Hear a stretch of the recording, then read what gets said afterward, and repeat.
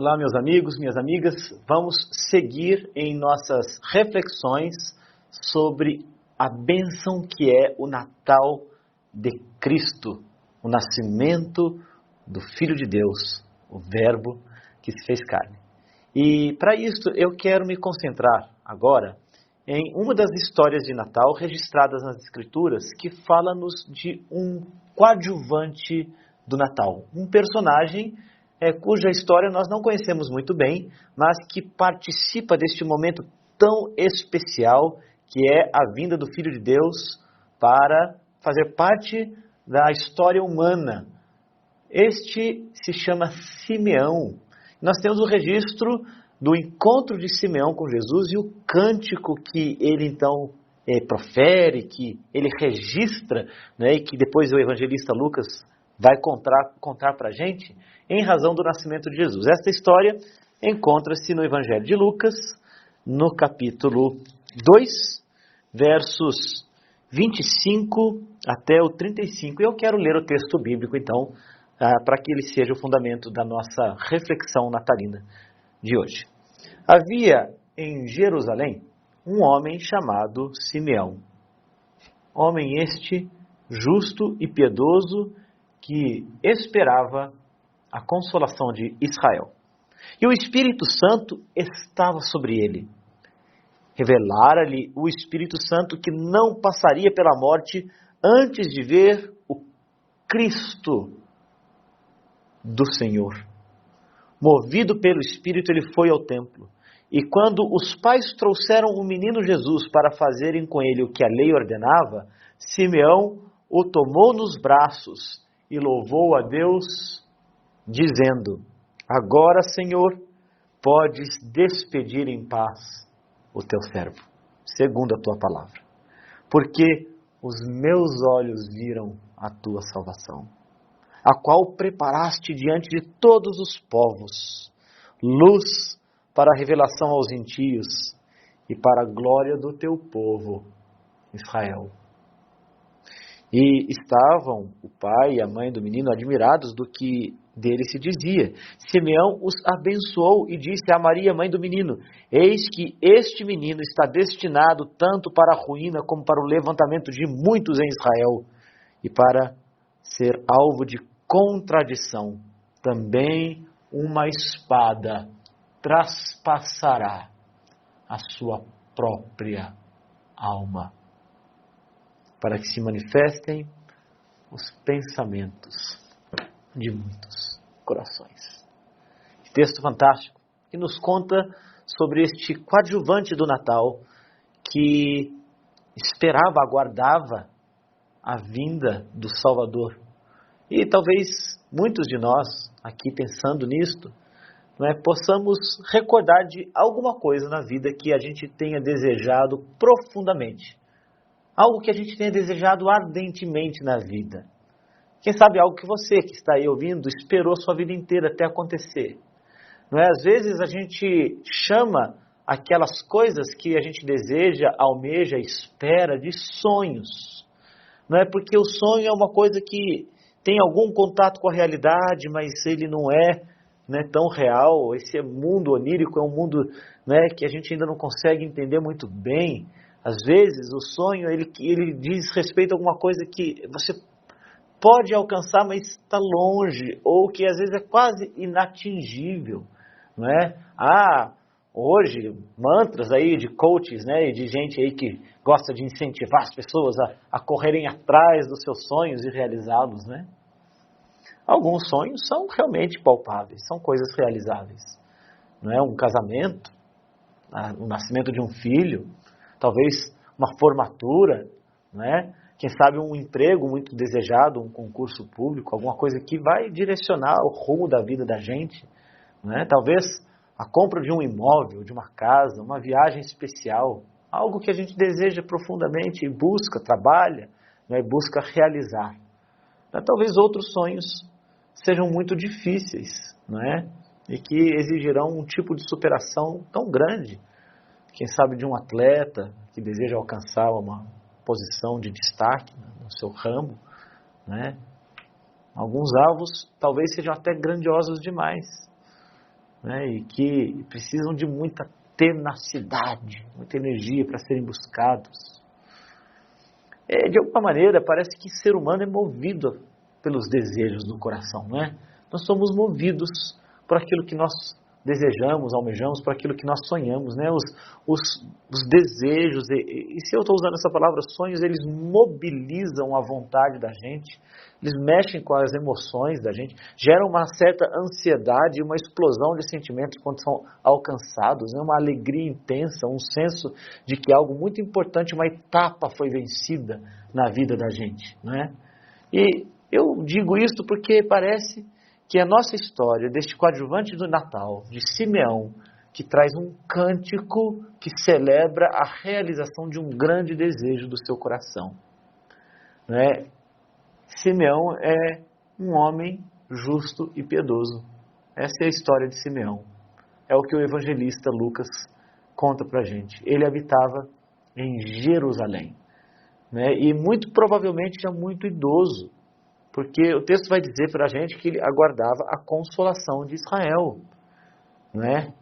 Ele aguardava porque ele havia aprendido como parte do povo de Deus, como parte do povo da aliança, como parte do povo do Antigo Testamento, como parte daqueles homens piedosos, não é, que aguardavam o cumprimento das promessas de Deus. Ele é seguramente alguém que conhecia o texto do profeta Isaías, Isaías capítulo 61, versos 1 e 2, que diz assim: o Espírito de Deus está sobre mim, porque o Senhor me ungiu para pregar as boas novas aos quebrantados.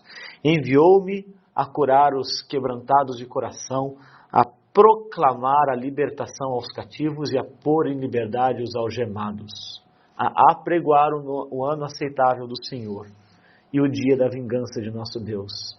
E veja o que o texto diz, Isaías 61, a consolar a todos os que choram. Ele era alguém que aguardava a vinda daquele que consolaria os que choram. E esta consolação, gente, é uma promessa do Velho Testamento que está ligada ao Natal de Cristo. É uma promessa que foi dada pelo próprio Deus aos antepassados de Simeão, 700 anos antes de Cristo, antes do próprio Simeão. Não é? Muitos profetas, e aqui nós temos Isaías, que ensina que Deus consolaria o seu povo das suas dores, do seu sofrimento.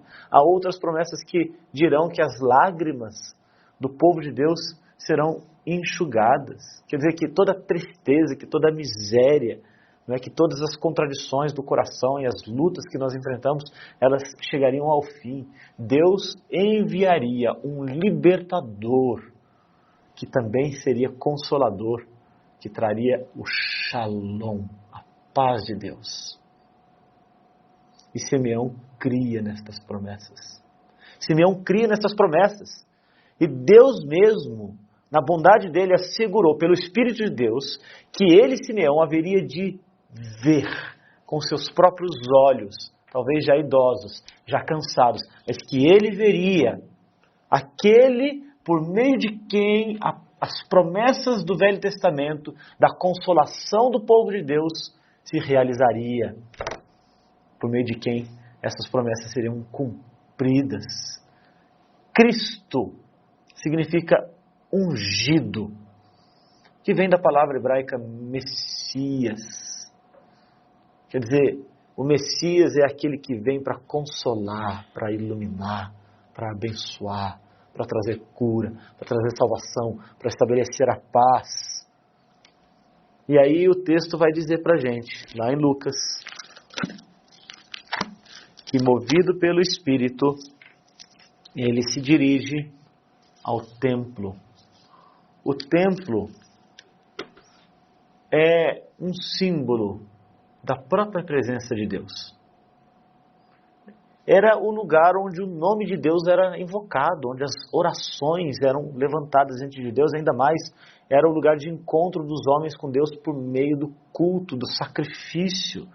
Não é? Então o templo representa esse lugar de esperança de Israel.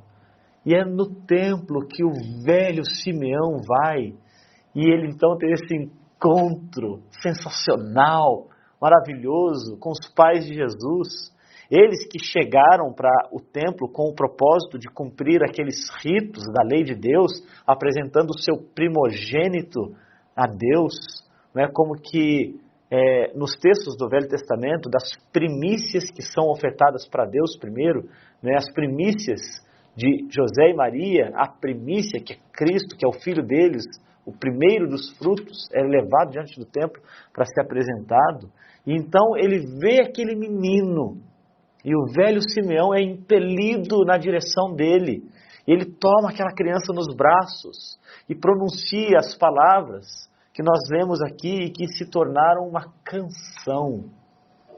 Em latim o texto diz: Nunc dimittis servum teum, Domini secundum verbum tum in pace. Esta frase se tornou emblemática, ela é um cântico de Natal. Nunc dimittis, um cântico de Natal que celebra a chegada do bebê Consolador.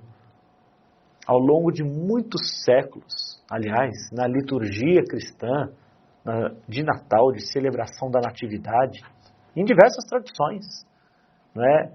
Esta oração cantada de Simeão, não é? Que celebra a salvação, que celebra o Consolador, que celebra o cumprimento das promessas de Deus, não é? De Deus visitando a humanidade por meio do seu ungido, do seu Messias, tem sido entoada em muitos idiomas, muitas línguas e muitas culturas, como um cântico de Natal, lembrando que o Messias veio trazer salvação a judeus e gentios, luz para a salvação dos gentios, de Simeão. Veja, um israelita reconhecendo que aquele bebê que ele segurava era o salvador do mundo, dos gentios, de todos que estavam até fora daquela aliança da qual ele fazia parte.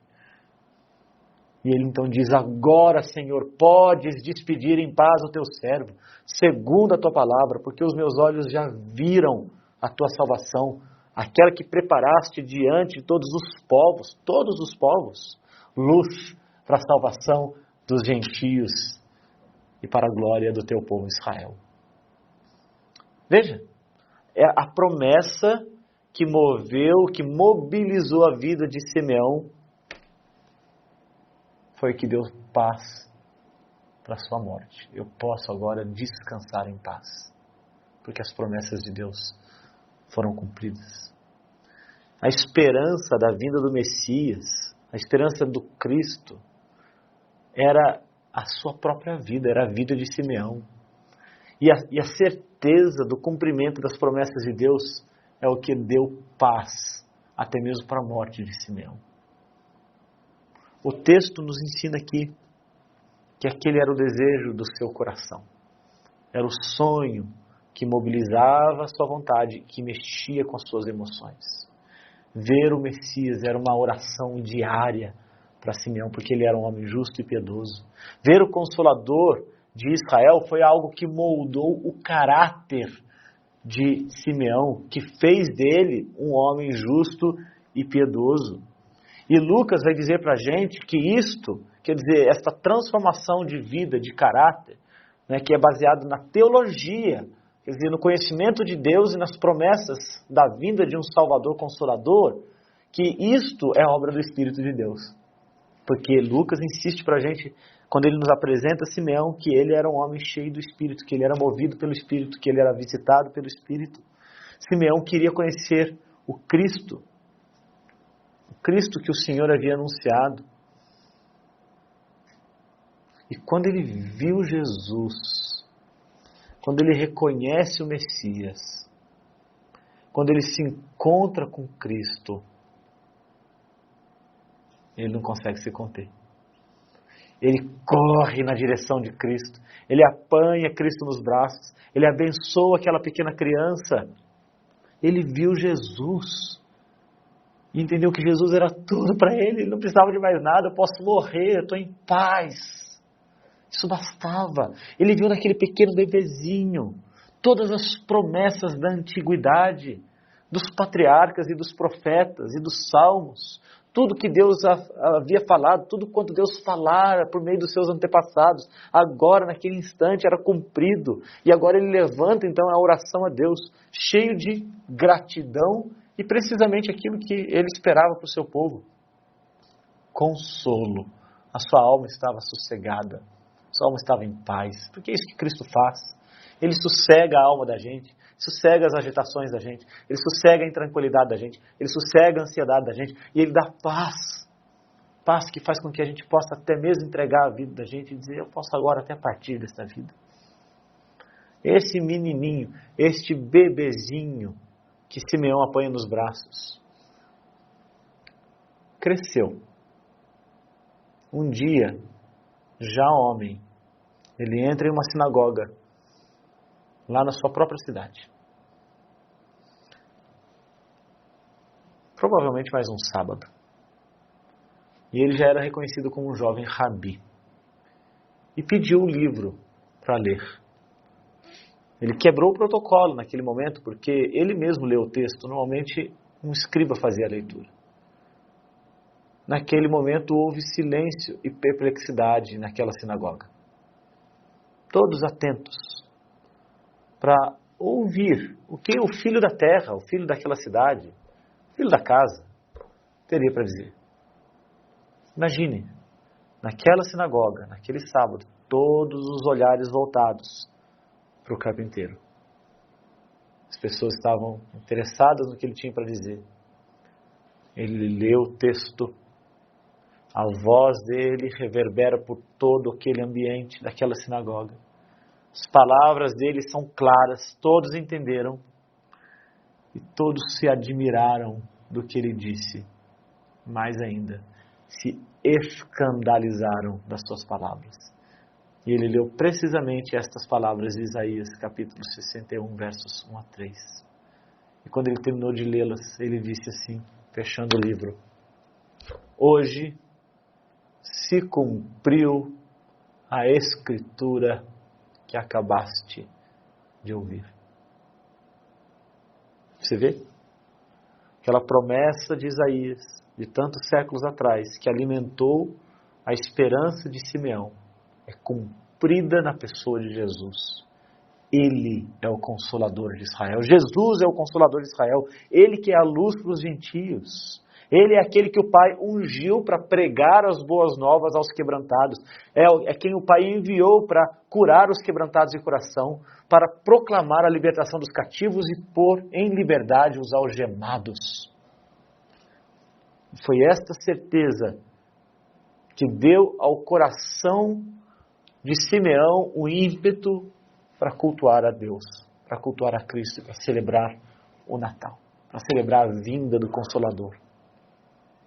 E é interessante, porque quando a gente segue no texto, a gente aprende que os pais de Jesus ficaram atônitos, ficaram impressionados com aquilo que ouviram. Porque, de fato, tudo era muito impressionante. A anunciação do anjo, a concepção miraculosa, a visita dos magos, a visita dos pastores, a visita de Isabel, e agora a bênção profética de Simeão. E Simeão, ele vai dizer alguma coisa que a gente hoje, 2000 anos depois, experimenta, a saber de que o nome de Jesus traria controvérsias.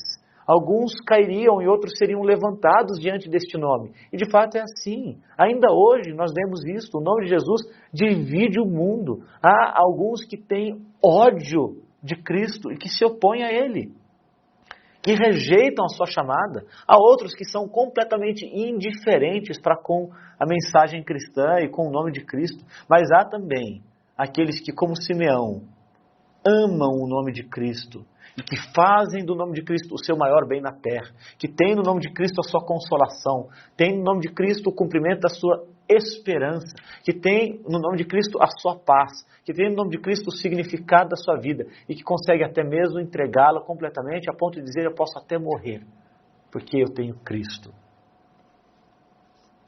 E a grande pergunta que Simeão suscita na nossa meditação é: quem é Cristo para nós? Quem é Cristo para nós? É olhar o coração para sabermos em que lugar estamos diante de Cristo é tão importante. E, inclusive para que possamos anunciar este Cristo. Você que está aí ouvindo e que está considerando o Natal de Jesus, Lembre que ao anunciar Jesus, precisamos fazê-lo como Simeão fez, com fé e convicção, lembrando que Ele é a consolação e a salvação nossa. Para Simeão, ele era o seu maior bem, o seu maior tesouro, o seu sonho, não é? Era ver Cristo, ele era a sua felicidade.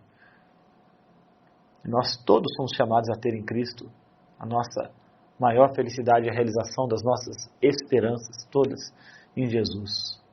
Para que, a semelhança do que ele disse, nós sejamos, pelo nome de Cristo, levantados. Porque o que Simeão ensina para a gente, que o que dá realmente sentido à vida humana é a sua fé e a sua ligação com o Criador por meio de Cristo, pelo poder do Espírito. Então, o cântico de Simeão convida todos nós a termos a mesma alegria na presença de Jesus. E temos em Jesus o nosso raison d'être, a nossa razão de ser, a nossa razão de viver. Somos chamados a fazer como Simeão, como incontáveis cristãos na história, e ter em Cristo a nossa maior consolação. Nós aprendemos aqui que os nossos desejos devem ser informados por essa esperança. Nós temos os nossos sonhos, nós temos os nossos desejos, né? E mais ainda, gente, a gente tem pouco tempo na vida, pouco tempo, não é? Nós lutamos, labutamos, trabalhamos, buscamos as coisas, né? E a vida é movida, é mobilizada por desejos que nós queremos cumprir, etapas que queremos vencer. Mas aqui a gente aprende que um homem justo e piedoso como Simeão, nós, homens, mulheres, que queremos ser como Simeão, devemos colocar Cristo em primeiro lugar nas nossas vidas. Porque nada é mais importante na nossa vida, e digo mais, também na nossa morte, do que estar diante do nosso Salvador. Esse cântico de Simeão ajuda a gente a entender o que é significar a vida da gente em torno do nome de Cristo. E ele canta, não é? Esse é um cântico de Natal. E, portanto, olhar esse cântico de Simeão traz o peso da certeza de que Deus cumpre todas as suas promessas, de que a nossa esperança e consolo está em Jesus. É isto que significa Natal. É isto que significa Jesus. É isto que significa a sua vinda. É isto que significa o Verbo se fazendo carne. É a consolação e é a segurança e a paz que nós encontramos só no nome de Cristo. Feliz Natal. Deus te abençoe.